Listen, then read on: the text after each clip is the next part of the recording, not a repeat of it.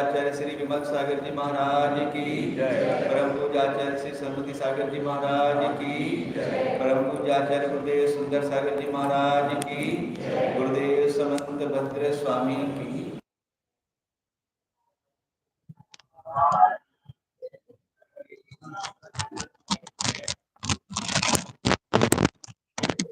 भव्यात्मा। पिछले श्लोक में देखा था कि विषयों से विरति होना, विषयों से विरक्त होना अनुपम सुख का कारण है। एक मत है चारवाक मत, उसके चारों वाक, उसके वचन सबको अच्छे लगते हैं। वो क्या कहता है? खाओ पियो मौज करो। संसार में इस लोक में भी कुछ नहीं है, परलोक में भी किसने देखा है? खाना पीना मौज करा, जो मिला है वो बस उसी का आनंद लो। एक ऐसा मत है, चारवाक मत कहते हैं उसे। तो खाने में आनंद है क्या? जैसे आपने गुलाब जामुन बनाए, 4 खा लिए, 8 खा लिए, और ज्यादा पसंद है तो एक आध और खा लिया। अब कहते हैं कि और खाओ 2। यदि और खाओगे तो वमन हो जाएगा, अब और नहीं। इसका क्या मतलब हुआ कि उसमें अब सुख नहीं रहा। यदि उसमें और सुख होता तो और भी खा सकते थे। तो तात्पर्य है कहने का, खाने में सुख नहीं है, पीने में सुख नहीं है, क्योंकि एक सीमा तक अपनी क्षुधा की, तृषा की वेदना को हम शमन करते हैं। उतना ही खाने पीने का तात्पर्य है, या शरीर की स्थिति बनाए रखने के लिए जितना आवश्यक है उसको देना। अब ये कहते हैं कि इस लोक में परलोक किसने देखा है? अभी यहीं पे दिखाई देता है ये लोक परलोक।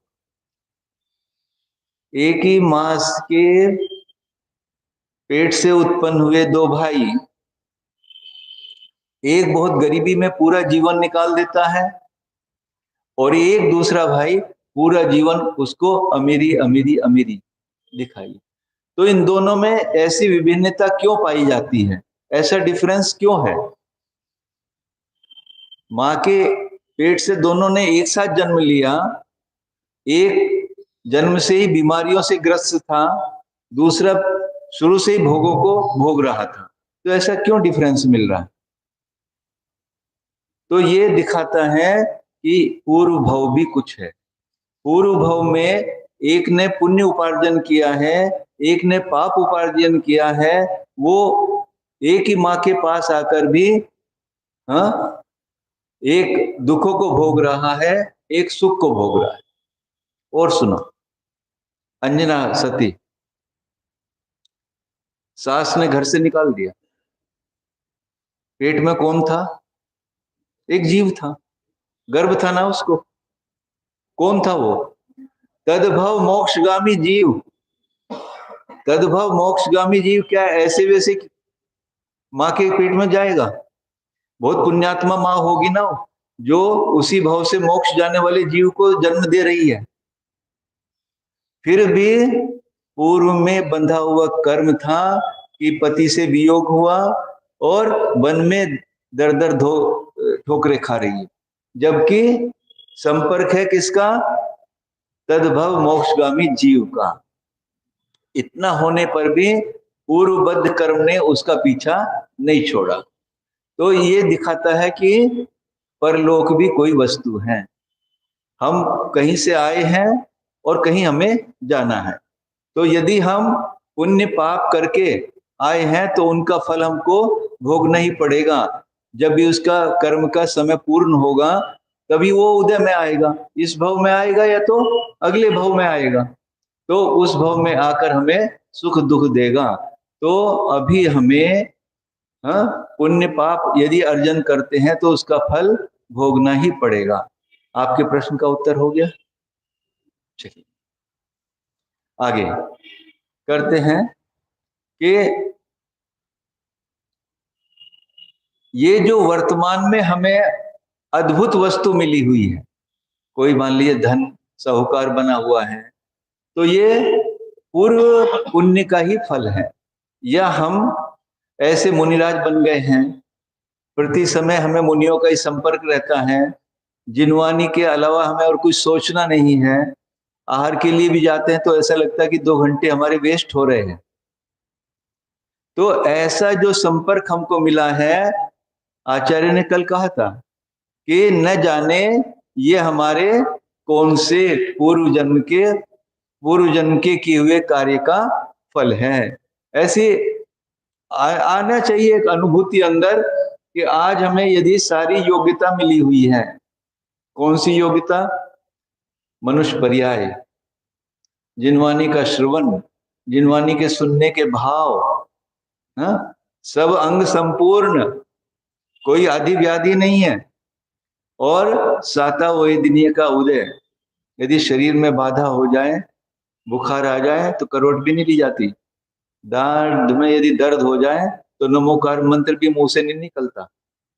तो ये सब नहीं होने के बाद भी, साता का उदय होने के बाद भी, ये जो सारे संधि मिली हुई है, सारा ये एक जगह सब अवसर मिला हुआ है, ये हमारे पिछले किसी न किसी कितने भवों के पुण्य का उदय है कि आज ऐसा संयोग हमने पाया है।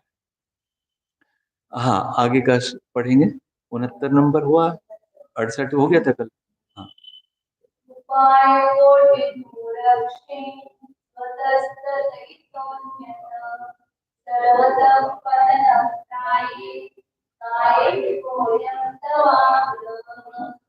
ये जीव जिस पर्याय में भी गया, इस काय के संरक्षण में लगा रहा। किसी भी पर्याय में गया, क्यों कि उसमें आहार, भय, मैथुन, परिग्रह, चारों संज्ञा इस जीव को मिली है, अभी भी मिली हुई है, इस पर्याय में भी है। परंतु ये जीव उसी पर्याय में जाकर काय के संरक्षण में लगा रहा।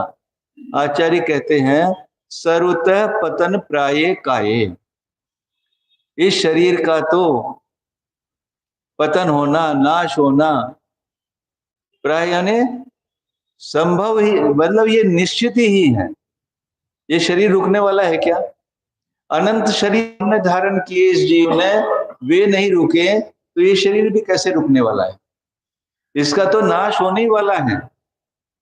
उपाय कोटि दूरक्षे, करोड़ों उपाय भी कर लेना, कोटि उपाय करने पर भी दूरक्षे, इस काय की रक्षा करना अशक्य है।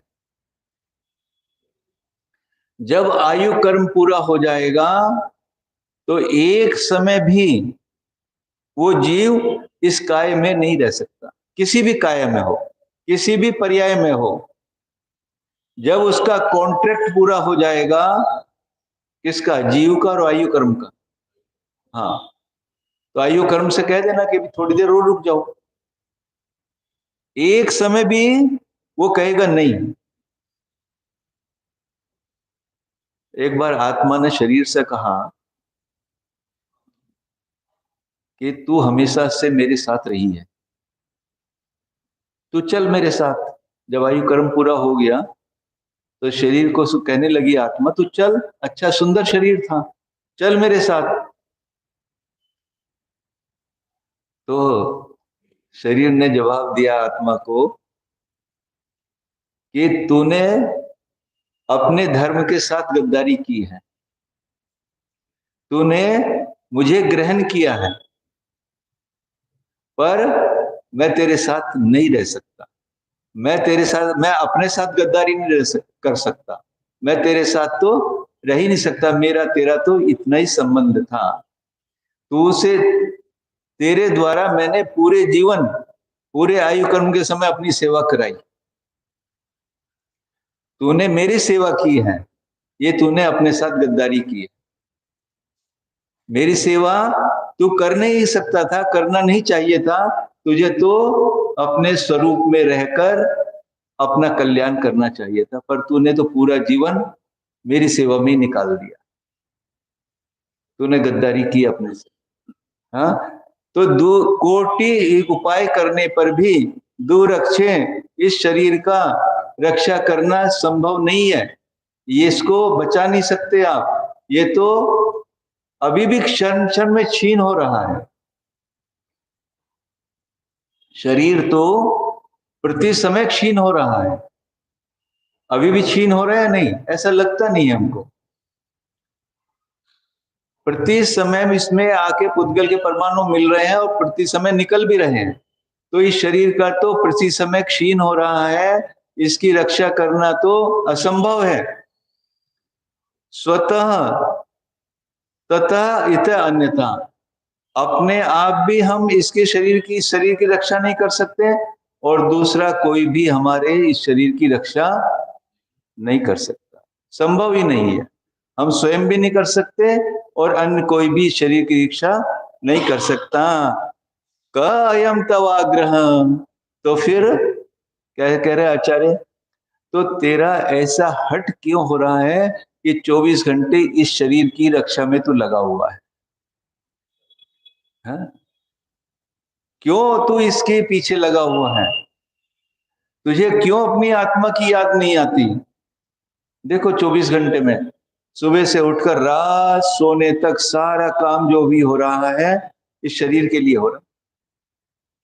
कोई भी अपनी क्रिया देखो, कोई भी,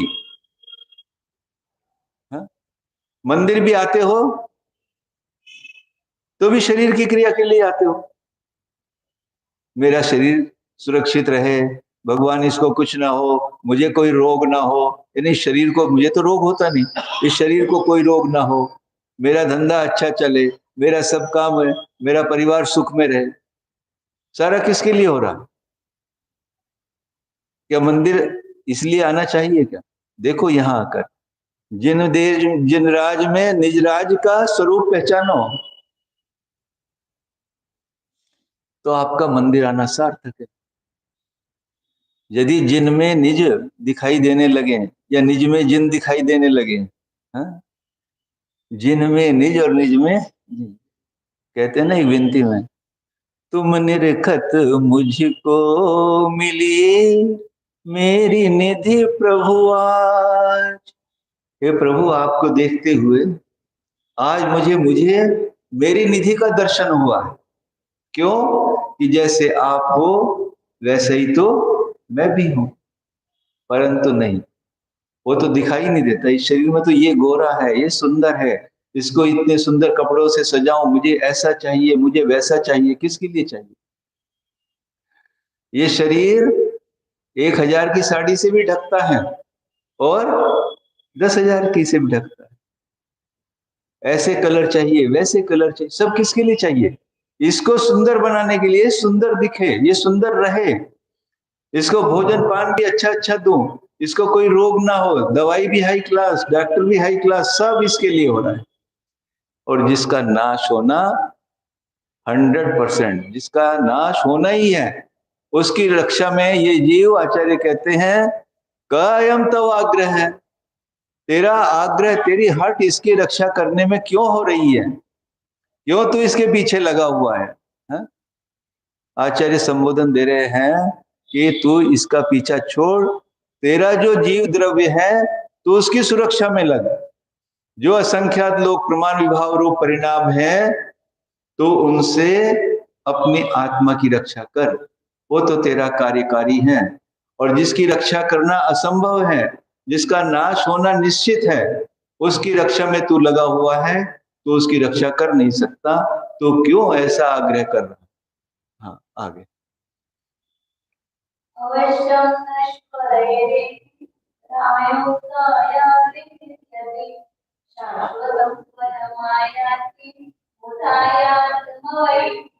हाँ, ये श्लोक मैं पढ़ रहा था रात, तो पढ़ के एक श्लोक याद आ गया।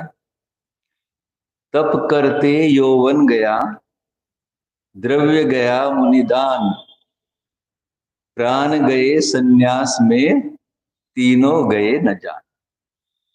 यानी तप करते करते पूरा यौवन माने अपनी जवानी भी चली जाए, बुढ़ापा सब पूरा यदि चला जाए, और द्रव्य गया मुनिदान, और आपका द्रव्य सत्पात्रों को दान देने में चला गया,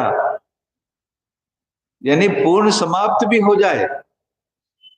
और तीसरा, प्राण गए सन्यास में, यदि ये प्राण समाधि मरण में निकल गए तो समझना तीनों गए न जान, ये तीनों गए नहीं, ये तो तेरा इन्वेस्टमेंट है, तुझे आगे मिलने वाला है, ये कहीं तेरा नष्ट नहीं हुआ। तो अवश्यम नश्वरे ये भी आयु कायादि भी यदि, कि यदि आयु से, आयु के द्वारा और काय आदि के द्वारा भी, क्यों नश्वर है ये, आयु भी नाशवान है, प्रति समय नष्ट हो रही है ना। जैसे अंजलि में पानी रख लो तो पता भी नहीं कैसे वो निकल जाएगा। आगे इसमें एक और आने वाला है घटी यंत्र वाला, कि घटी रहट होता है ना, तो उसमें भर के आता पानी खाली होता, फिर भर के आता खाली होता। इसी प्रकार ये आयु भी प्रति समय क्षण क्षण में क्षीण हो रही है। तो ये नश्वर आयु के और काय भी नश्वर हो रही है, पिछले श्लोक में बताया था कि ये शरीर भी प्रति समय क्षीण हो रहा है। तो इन दोनों के क्षीण होने पर भी, काय आदि के क्षीण होने पर भी, आयु के क्षीण होने पर भी, क्योंकि अवश्यम, इनका क्षीण होना तो अवश्यम भावी है, निश्चित ही है। यदि इन दोनों के क्षीण होने पर भी शाश्वतम पदम आयाति, इन दोनों के क्षीण होने पर भी यदि शाश्वत पद प्राप्त होता है, शाश्वत पद मतलब मोक्ष पद। पांडवों को, 5 पांडवों को विरोधियों ने अग्नि में तपाए हुए आभूषण पहना दिए। वो तो अपने ध्यान की मुद्रा में लीन थे, वो तो निज आत्मा में ही लीन थे। चल रहा था कि ये तो पुद्गल का नाश हो रहा है, पुद्गल जल रहा है, पुद्गल जल रहा है। किसको पहनाए कपड़े, ये कड़े, यानी अग्नि में तपाए हुए कड़े किसको पहनाए? पुद्गल को, और पुद्गल ही द्वारा पहनाए गए।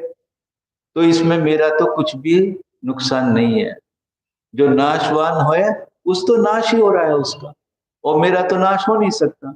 तो आयु का नाश होने पर भी और काय का नाश होने पर भी यदि शाश्वत मोक्ष पद मिलता है, मुधा अयातम वही ते, यदि अनायास ये मिल जाता है मोक्ष पद, तो इसमें क्या बुराई है? यदि दोनों का नाश, क्योंकि उनका तो नाश होना ही है।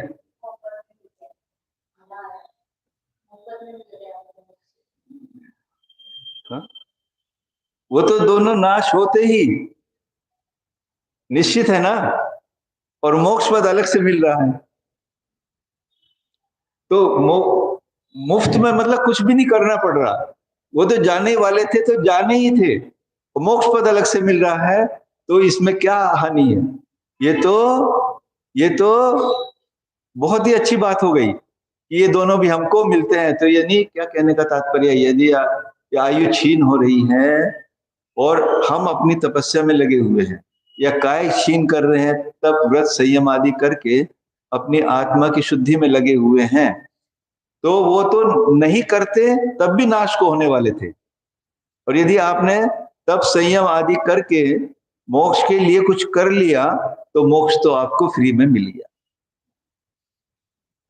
यदि इसका उपयोग, आयु का उपयोग जो मिला है, मनुष्य पर्याय का उपयोग हमने व्रत संयम धारण करके इसको, मतलब प्रॉपर यूटिलाइजेशन, वैसे विषय भोगों में करोगे तब भी नाश को होने वाले हैं, और ये संयम धारण करके इसी आत्मा का कल्याण कर लिया, मोक्ष पद प्राप्त कर लिया, तो इन दोनों के जाने के बाद भी हमारा काम तो बन गया। और नहीं तो इनका प्रयोग आप विषय भोगों में करोगे तो अनेक संसार, अनंत संसार मिलने वाला है। आगे गंतुम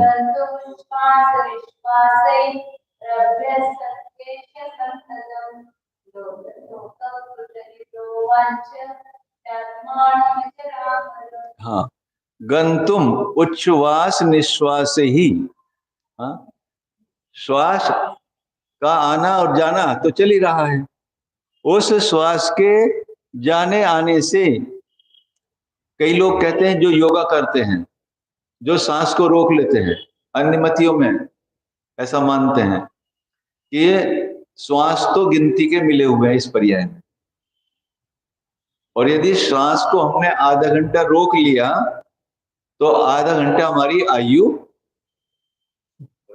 बढ़ गई। ये मिथ्या भ्रांति है, ऐसा होता नहीं। तो वही कह रहे हैं यहाँ पर कि गंतुम उच्छ्वास निश्वास से ही अभ्यस्ति एष संततम, गंतुम, हाँ,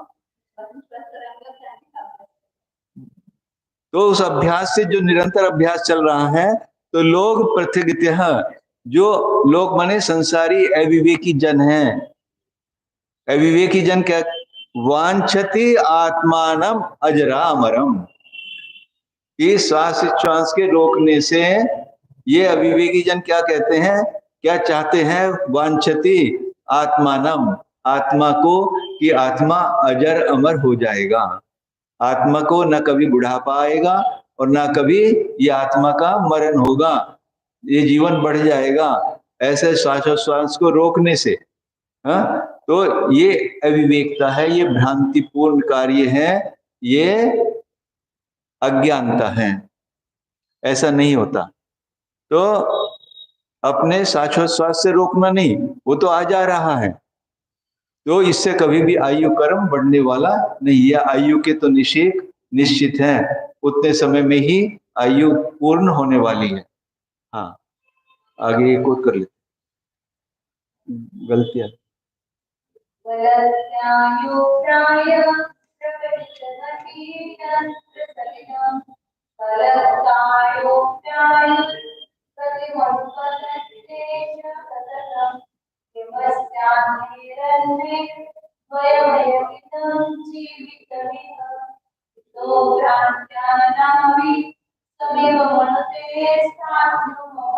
बहुत सुंदर श्लोक है ये भी।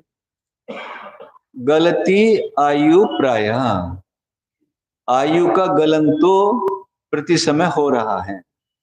कैसे हो रहा है, उदाहरण दिया, प्रकटित घटी यंत्र सलिलम, जिस प्रकार घटी का यंत्र होता है ना, घटी यंत्र, रहट का यंत्र दिया है कि पानी उसका आता है और चला जाता है, या जैसे अंजलि में रखा हुआ पानी प्रति समय करते करते नष्ट हो जाता है, उसको रुक नहीं सकता। आयु तो प्रति समय क्षीण हो रही है। खलह काय अपि, ये दुष्ट काया, खल काया, खल माने दुष्ट, ये काया अपि आयु गतिम, यानी उस आयु का जो पल पल में क्षीण हो रही है, यह काया उसी का एष अनुपतति, उसी का ही ये निरंतर अनुगमन कर रही है, उसके पीछे। यानी जैसे आयु घट रही है, ऐसे ये काया भी प्रति समय क्षीण हो रही है। किम अस्य अन्य ही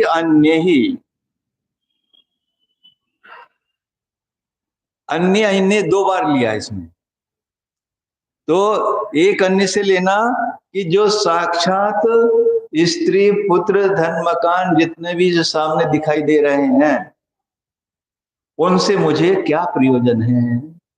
और दूसरा, ये जो शरीर है, अभी जो बाहर, इस शरीर तो मेरे साथ ही जुड़ा हुआ है, एक क्षेत्र होगा ही है। पहले तो लिया इस शरीर से भी भिन्न दिखने वाले जो पदार्थ हैं, स्त्री पुत्र मकान आदि, चेतन अचेतन सभी अन्य है वो मेरे से। और जो एक क्षेत्र होगा ही, ये जीव द्रव के साथ ये काया रह रही है, काया के साथ ये जीव द्रव रह रहा है, ये भी मेरे से अन्य है। तो ये काय और अन्य पदार्थ, दो अन्य से अलग अलग लिया है कि अन्य अन्य द्वयम अयम, इन दोनों से, काया से भी और साक्षात दिखने वाले पर पदार्थों से भी, इदम जीवितम, इस जीव का, किम क्या प्रयोजन है। इस जीव का तो पर द्रव्यों से कुछ भी प्रयोजन नहीं है, परंतु क्या अविवेक हो रहा है, क्या मूर्खता हो रही है? स्थितः भ्रांत्या नावी, इस जीव ने इस शरीर को भी मान लिया ये ऐसे ही रहने वाला है, स्थिर रहने वाला, और आयु को भी मान लिया कि मैं कभी बूढ़ा नहीं होगा, कभी मरूंगा नहीं। ऐसा स्थिति कैसा मान रहा है? स्वयं एव मनुते स्थास मनुपधि, ये अविवेक के कारण, जिसका विवेक कहा क्या? अपधि, अपधि शब्द लिया, जिसकी बुद्धि मारी गई है, अप हो गई है, समाप्त हो गई है, ऐसे अविवेक के द्वारा इस जीव ने स्वयं मनुते ये मान रहा है। कैसे मान रहा है? स्थाई, कि आयु भी स्थाई है और शरीर भी स्थाई, ऐसे मान रहा है। जैसे नाव में बैठो, नाव में बैठकर, नाव तो चलती है पर ऐसा लगता है नाव स्थाई है, पानी चल रहा, ऐसा लगता है ना? कभी नाव में बैठ के देखा कि नाव नहीं चल रही है, नाव तो स्थिर है। तो ऐसे नाव में बैठने के जैसे उदाहरण दिया है, ऐसे इस जीव ने इस आयु को और काया को स्थिर मान लिया कि ये ऐसे ही रहने वाला है।